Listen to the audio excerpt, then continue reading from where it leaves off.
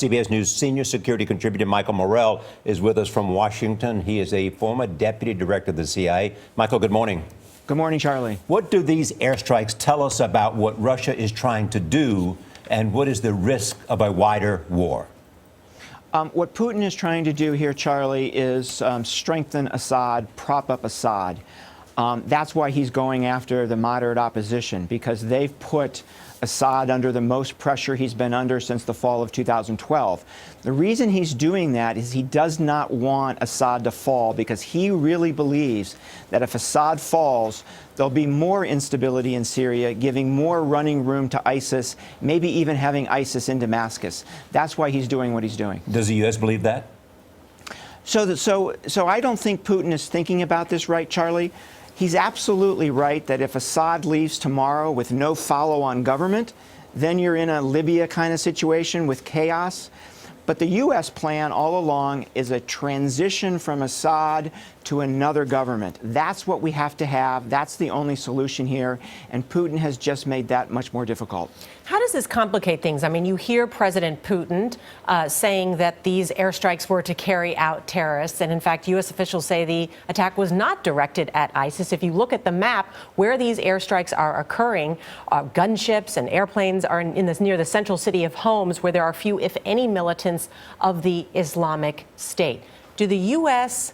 and the Russians need to get together quickly and work this out?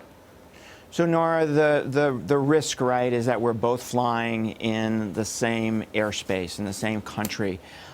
You have to deconflict.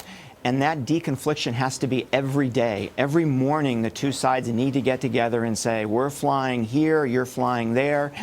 There needs to be that kind of dialogue. Hard to imagine that Russia and the United States are going to be able to do that every morning. Well, do you deconflict if you only give 1 hour notice? You do not. So the record right now, Charlie, is that they're not going to do that. We need to pressure them to do it. So he keeps saying that he's going after ISIS, but our intelligence shows otherwise. Why do they keep going with this narrative, Mike Morrell? Because they really are. I mean, go back to what I said to Charlie earlier. They really are focused on ISIS. But they're focused on ISIS in the sense that if Assad falls, ISIS grows, right? So they're trying to protect Assad, so they're going after all of Assad's enemies.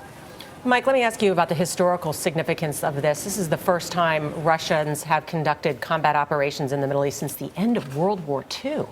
Correct. They and the British invaded Iran right at the end of World War II to preserve the oil fields for the Allies. So one of the things, right, the primary focus of Putin here is protecting Syria, protecting Assad, right? The second is he's always wanted to be a big player in the Middle East, and this gives him that.